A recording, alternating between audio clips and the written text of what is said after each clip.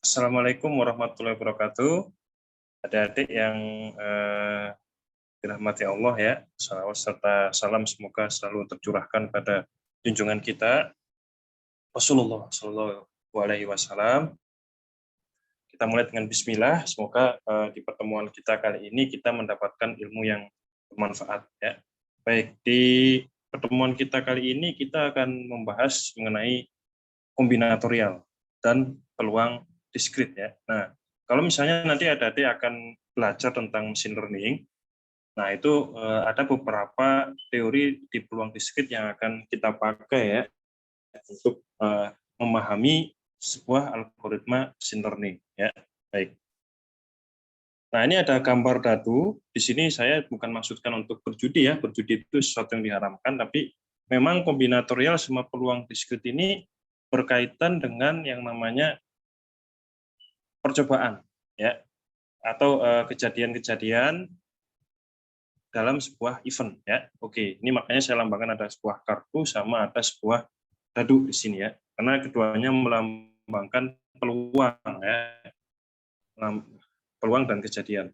Baik, nah kalau dari segi definisi kita ke kombinatorial dulu.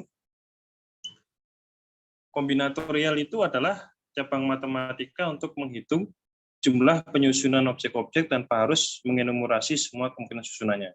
Ya, itu kalau dari segi definisinya. Nah, kalau dia berkaitan erat dengan percobaan, ya. Jadi kombinatorial itu adalah sebuah ilmu, kalau misalnya kita pahami, itu adalah sebuah ilmu untuk menghitung berapa banyaknya percobaan yang mungkin terjadi dalam sebuah event. Ya. Nah, maaf, kombinatorial itu adalah ilmu untuk menghitung sebuah kejadian ya dari suatu percobaan. Saya misalkan percobaan itu adalah sesuatu yang memiliki kemungkinan banyak peluang. Contohnya di sini adalah melempar dadu, ya. Ada berapa kemungkinan? Ada deh. Ada 6 ya. Melempar koin uang 100. Ada berapa kemungkinan kira-kira yang bisa dimunculkan dari percobaan melempar koin uang 100? Ada 2 ya. Misalnya ada lagi memilih 5 orang wakil atau menyusun jumlah kata yang panjangnya 5 huruf ya. Jadi percobaan itu adalah sesuatu yang memiliki banyak kemungkinan, dan kombinatorial ya. Kombinatorial itu adalah ilmu untuk menghitung banyaknya kemungkinan yang terjadi dari suatu percobaan. Itu gambaran secara garis besarnya seperti itu ya. Ini ada percobaan ya. Dia punya banyak kemungkinan, contohnya melempar dadu, kemungkinannya ada 6 ya. Lalu kombinatorial itu menghitung berapa banyaknya kemungkinan yang terjadi pada event tersebut. Itu kombinatorial ya. Nah, ini ada kaidah dasar menghitung ya. Nah, ada beberapa teknik dalam menghitung kombinatorial. Ada kaidah dasar menghitung, ada kaidah perkalian ya. Misalnya P kali Q hasil, sama ada kaidah penjumlahan. Kaidah penjumlahan itu misalnya P plus Q hasil ya. Nah, ini contoh ya.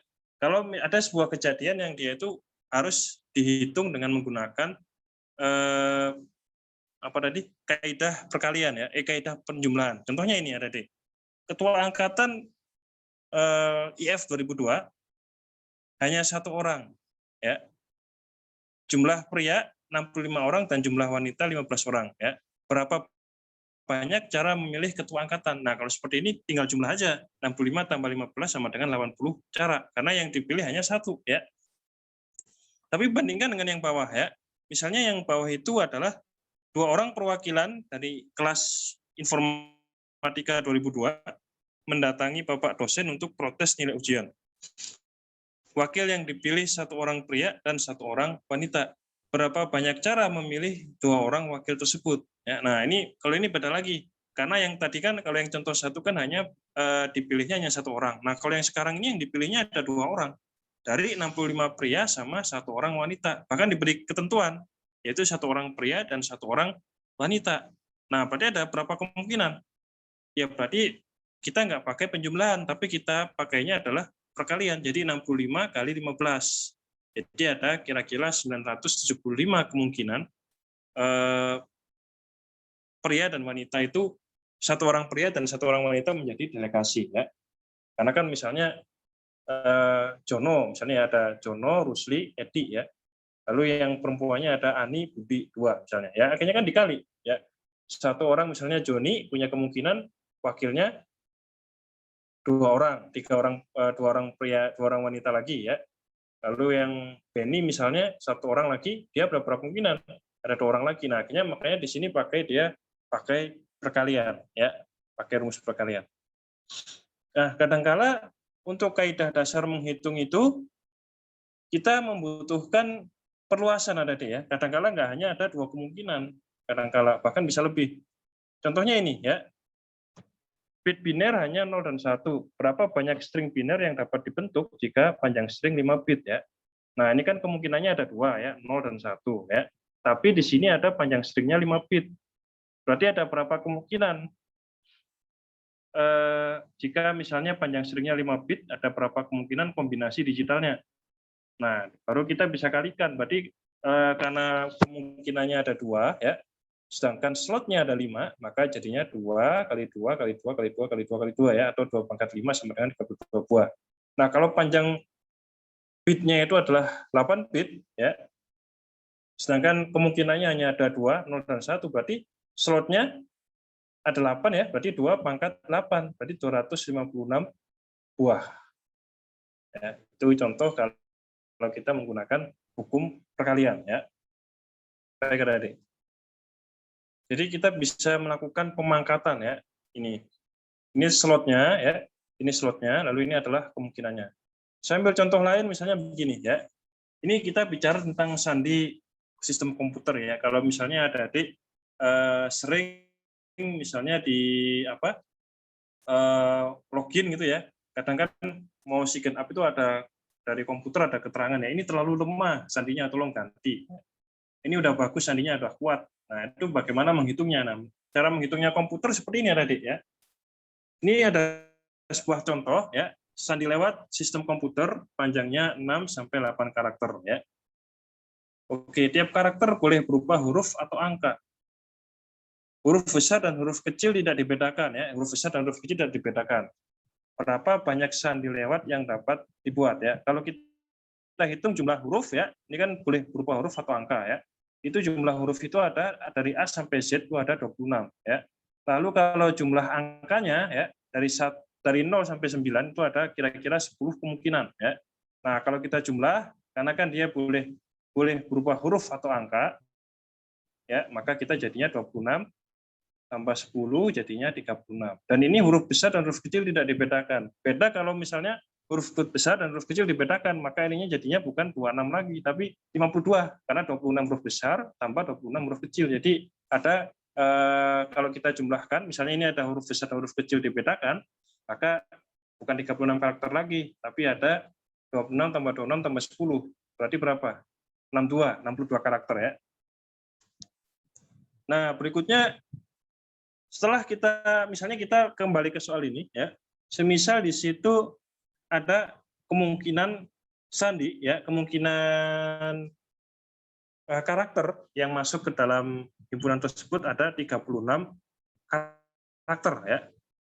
Nah, kalau misalnya panjangnya adalah 6, ya, misalnya ada 6 slot password, maka jadinya 36 pangkat 6, ya. Tapi kalau ada 7 karakter jadinya 36 pangkat 7. Tapi kalau jadinya 8 karakter, berarti ada dari 36 kemungkinan itu ada 8 slot. Jadinya 36 pangkat 8. Nah, ini kalau ini pakai kalkulator aja ya. Kira-kira mana yang lebih kuat adik? Yang lebih kuat yang ini ya.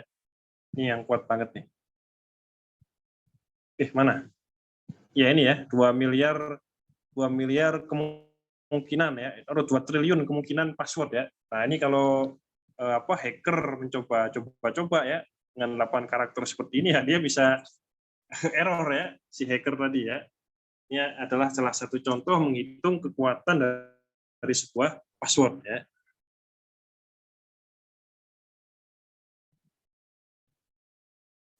Nah, itu tadi adalah tentang perkalian, tapi sekarang kita akan bahas satu teknik lagi ya. Yang tadi kan kita menggunakannya pakai kaidah perkalian ya. Tapi sekarang kita akan pakai yang namanya permutasi ya. Sebelumnya akan saya beri tahu dulu bahwa untuk menghitung kombinatorial itu ada 4 cara, Dedek. Yang pertama tadi kita udah bahas mengenai kaidah perkalian ya, kaidah perkalian. Itu kalau disyaratkan bahwa sebuah karakter itu bisa digunakan lagi di bit selanjutnya. Di slot selanjutnya bisa digunakan. Contohnya ini tadi ya. Kalau yang kaidah perkalian itu misalnya kamu biasanya kan bisa aja ini A ya, kamu mau tulis password sebanyak A gitu ya. Nah, kalau itu bisa digunakan lagi, karakter itu bisa digunakan lagi, maka kita menggunakan kaidah perkalian. Caranya seperti ini. Ya, jumlah kemungkinannya kamu pangkat dengan jumlah slotnya ya. Baik. Nah, ada juga yang sekarang ada permutasi ada di. Selain permutasi ada juga ya yang tadi kaidah perkalian udah. Berikutnya permutasi, yang ketiga ada juga yaitu kombinatorial ya.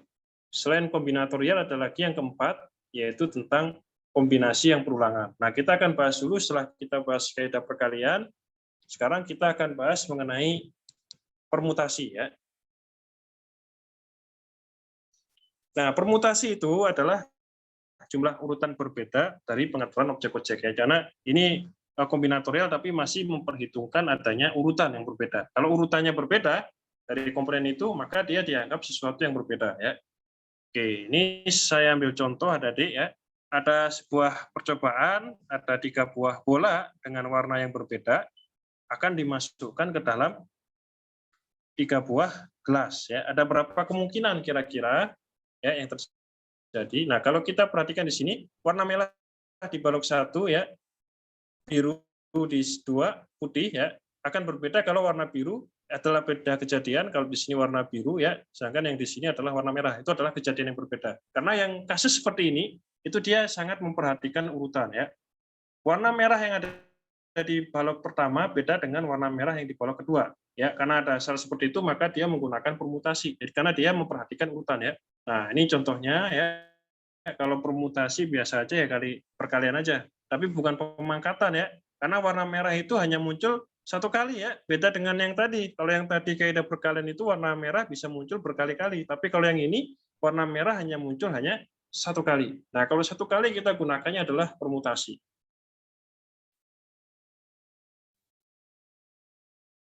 Nah, ini adalah contoh ya, kalau kita menggunakan permutasi. Nah, kemungkinan urutan berbeda, ini contohnya 3 kali 2 kali 1, seperti ini ya. Bukan pemangkatan lagi, tapi kita menggunakan permutasi ya.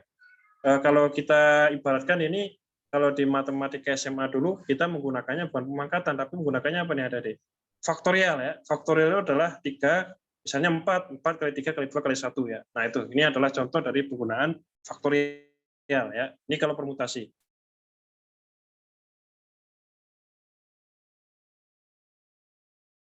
Oke ya. Nah ini contoh, kita menggunakannya adalah faktorial seperti ini ya.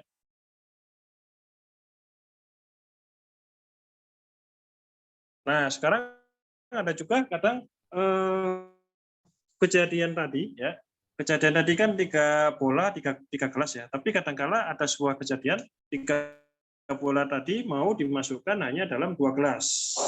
1 gelasnya nganggur, misalnya gitu ya. 1 bolanya nggak dimasukin, tapi dari 3 bola tadi kita ingin memasukkan ke dalam 2 gelas. Itu ada beberapa kemungkinan. Nah, kalau seperti itu ya, jumlah slotnya itu lebih sedikit daripada kemungkinan kejadian, maka kita menggunakannya adalah permutasi R. Nah, ini adalah rumusnya. Jadi ya, ini rumusnya permutasi ya.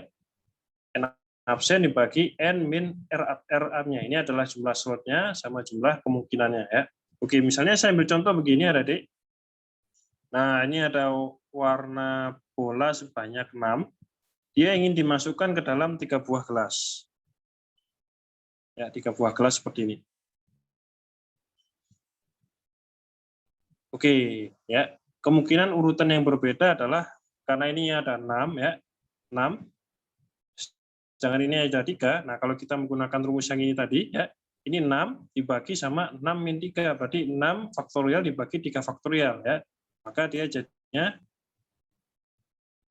6 kali 5 kali 4 atau 120 buah ya. Nah, ini adalah caranya tadi ya.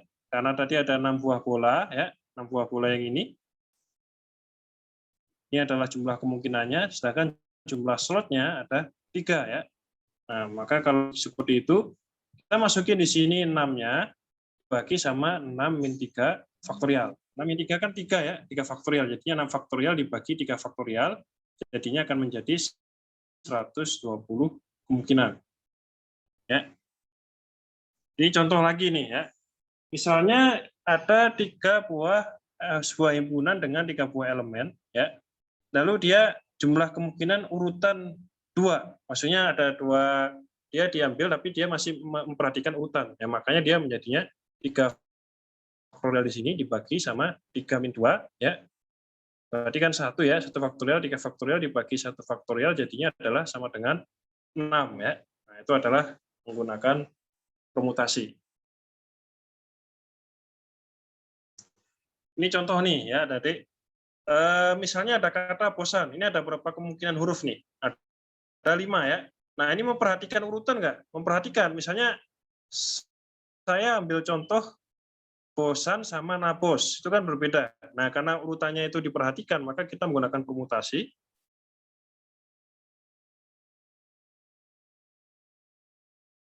Oke ya, itu tadi kita tentang menggunakan permutasi ya.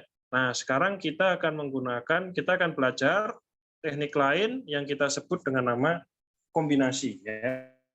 Apa bedanya kombinasi dengan permutasi ya? Kalau permutasi tadi urutan sangat diperhatikan. Tapi kalau kombinasi ya, kalau kombinasi itu urutannya diabaikan. Ya. Itu kalau kombinasi. Nah, misalnya ini tadi ya, misalnya 2 buah bola yang warnanya sama ya, 2 buah. Berarti kan saya ambil contoh di permutasi itu 2 buah bola yang warna beda ya. Tapi yang ini sekarang itu adalah 2 buah bola yang warnanya sama. Misalnya sama-sama merah ya. Kalau ditukar AB ya sama dengan BA warnanya sama ya kita anggap dia sama ya. Kita kalau warnanya berbeda. Nah, yang seperti kita menggunakannya adalah hukum kombi. Cara jadi misalnya dimasukkan ke dalam buah gelas ya, hanya bisa menggunakan 3 buah cara jika hanya ada menggunakan kombinatorial ya. Nah, rumusnya seperti ini ada rumusnya ya. Rumus itu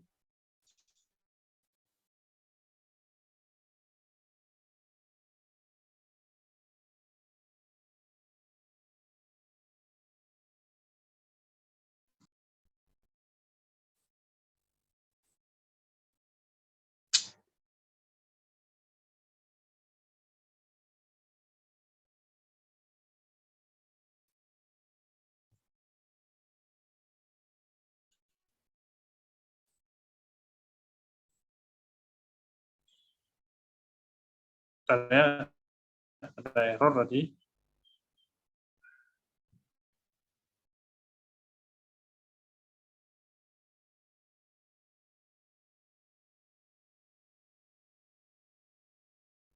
Sebentar ya, tadi ada sedikit kendala.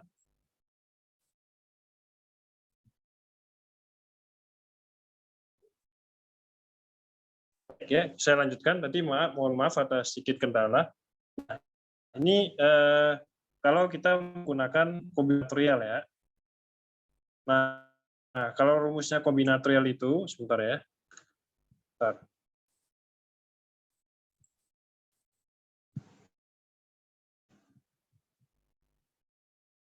Kalau rumusnya kombinatorial itu jadi seperti ini ya. N faktorial jumlah kemungkinannya dibagi sama R slotnya faktorial dari R-nya tapi dikali ya sama dengan antara kejadian dikurangi sama R-nya atau slotnya ya. Saya ambil contoh seperti ini R ya. Misalnya di sini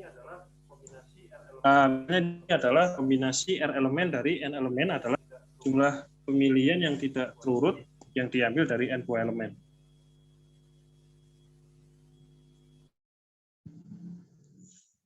Seperti ini ya. yang diambil dari n buah elemen. Oke, misalnya seperti ini. Ya, saya ambil contoh. Ini rumusnya. Nah, ini misalnya ada sebuah himpunan.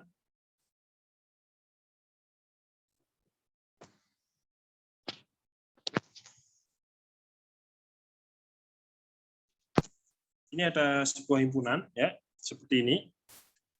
Nah, himpunannya itu terdiri dari 3 elemen, yaitu 1, 2, sama 3, ya.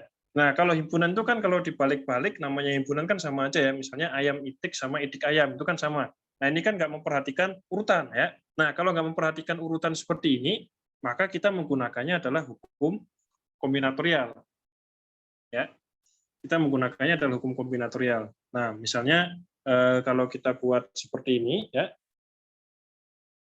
maka ini jadi hukum kombinatorial. Jadinya kita pakainya yang tadi, ya, yang pakai apa nih, rumus kombinatorial yang ini kita masukkan ke sini. Nah, ini kan ada 3 sama 2, ya. Ini ada 3 kemungkinan, tapi slotnya hanya ada 2. Nah, makanya kita jadinya 3 faktorial di sini dibagi sama dengan 1, ya, 3 min 2 dibagi sama 2 faktorial, jadinya hanya 3 buah. Kenapa? Karena ini kalau ditukar-tukar 1, 2 dengan 2, 1 itu sama, karena himpunan, ya. Nah, ini ada contoh nih, ada beberapa cara dapat memilih 3 dari 4 elemen. Misalnya ada 4 elemen, A, B, C, D seperti ini, ya. Nah, kalau dibalik-balik kan namanya aja himpunan, dia nggak akan pengaruh, ya. Nah, kalau seperti ini kita menggunakannya adalah pakai pakai kombinasi, bukan permutasi lagi. Kita pakainya kombinasi, ya. Karena urutan kemungkinannya tidak penting, ya. ABC, ACB, BCA, BAC, CAB itu dibolak-balik tetap sama. Makanya kita pakainya adalah kombinasi, bukan permutasi lagi, ya. Oke, kalau kita masukkan, ya, pakai rumus kombinasi tadi yang ini, maka hasilnya 4 faktorial dibagi slotnya, yaitu 3 faktorial dikali jumlah kemungkinan dikurangi slotnya, difaktorial lagi, hasilnya sama dengan 4. Ya. Oke, seperti itu.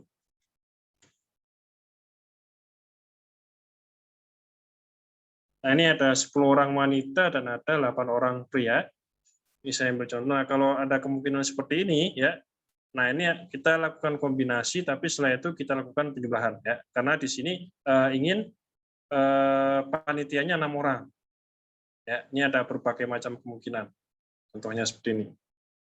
Kenapa? Karena kalau kepanitiaan itu kan urutannya nggak diperhatikan. Misalnya Jono sama Ismail dengan Ismail sama Jono, beda nggak urutannya? Urutannya berbeda, tapi dia dianggap sama karena hanya kepanitiaan doang.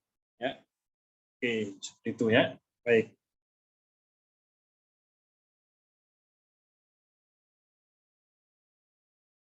Nah, ada juga kasusnya yang lain, ya. Tadi kita udah 3 teknik, ya. Ada teknik perkalian, ya. Lalu ada teknik permutasi, berikutnya ada teknik pengulangan. Nah, berikutnya ada lagi di sini adalah kombinasi dengan pengulangan, ya. Nah, kalau kombinasi dengan pengulangan ini contoh kasusnya seperti ini tadi, ya. Jadi kita ke teknik yang keempat, yaitu kombinasi dengan pengulangan. Nah, ini ada contohnya. Misalkan ada 2 buah bola yang warnanya sama. Ya. Ini kan tadi kita sepakat pakainya kombinatorial, ya. Tapi kadang-kala ada sebuah kasus, ya. Kok hilang di sini? Ah, ini hilang nih. Kasusnya itu begini. Kalau misalnya, ini mohon maaf ya, ada yang hilang di sini. Nah, kasusnya itu kalau misalnya gelas itu ada peraturan bahwa dia tidak hanya bisa diisi oleh 1 buah gelas, tapi bisa diisi oleh 2 buah gelas.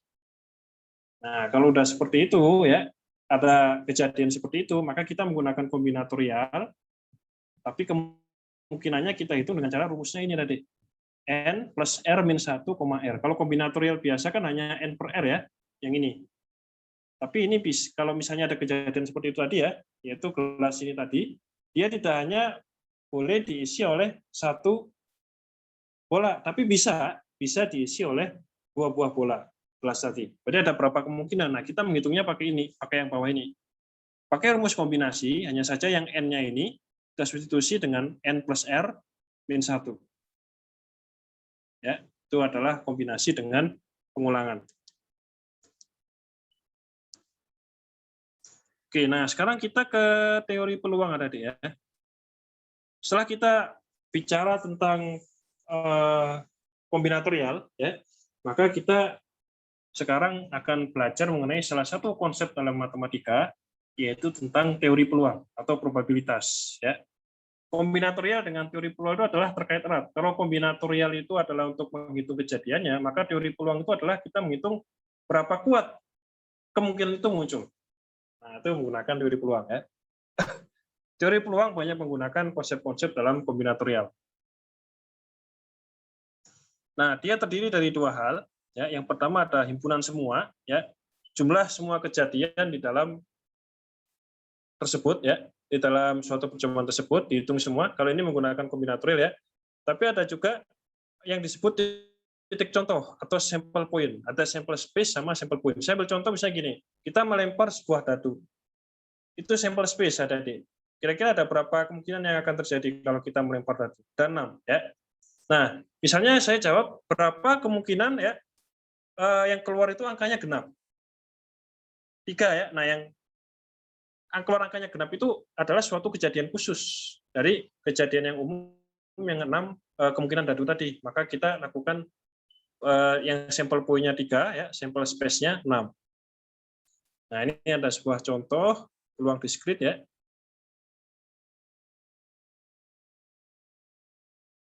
Oke, ini cara bacanya ya.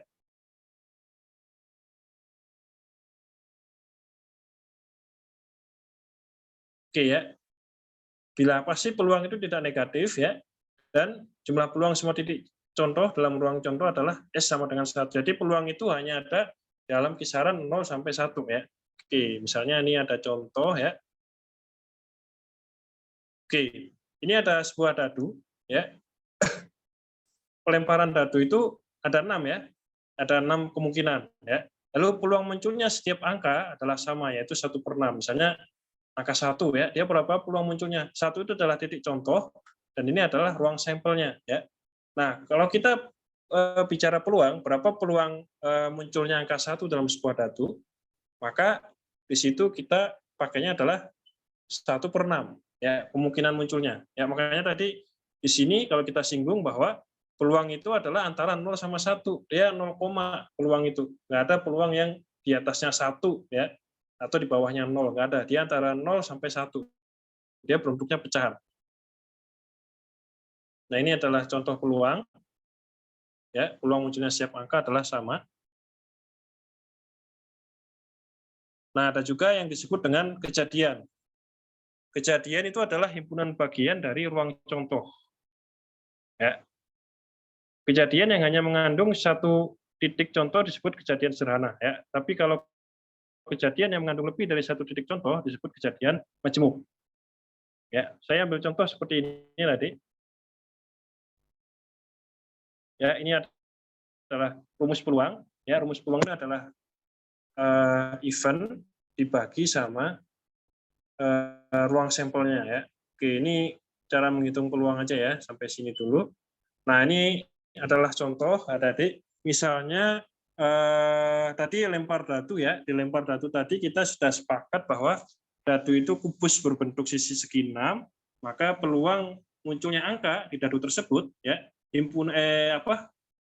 sampel setnya atau himpunan setnya itu adalah 6 ya. Lalu kejadian, misalnya ada sebuah kejadian yang mengatakan bahwa munculnya angka ganjil. Berarti angka ganjil berapa? 1, 3 sama 5 ya. Nah, itu kalau misalnya ditanyakan peluang munculnya angka ganjil ya, maka peluang angka ganjil itu kita jadikan 3/6 ya, setengah seperti itu. Atau misalnya saya balik, misalnya kejadian munculnya angka prima. Angka prima itu berapa aja? 2, 3 sama 5 ya. Nah, sama-sama peluangnya sama-sama 3/6 ya. Bentarnya apa tadi saya lupa nama istilahnya.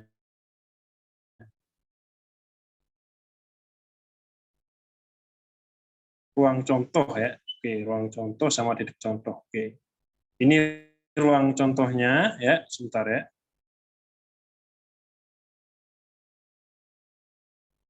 Ini adalah ruang contohnya, ini adalah kejadiannya ya.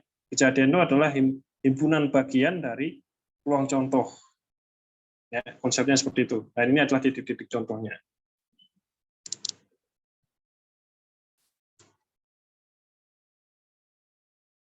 Oke, ini ada misalnya jumlah cara mengambil 5 kartu sembarang dari 52 kartu ya. Nah, ini bisa kita gunakan pakai kombinatorial ya.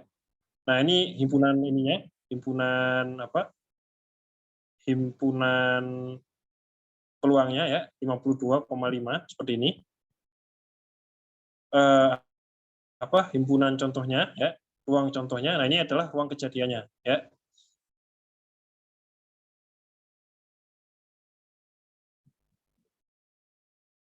Kartu dari 4 kartu jenis ya. Oke, misalnya seperti itu ya. Nah, ini tugas keaktifannya adalah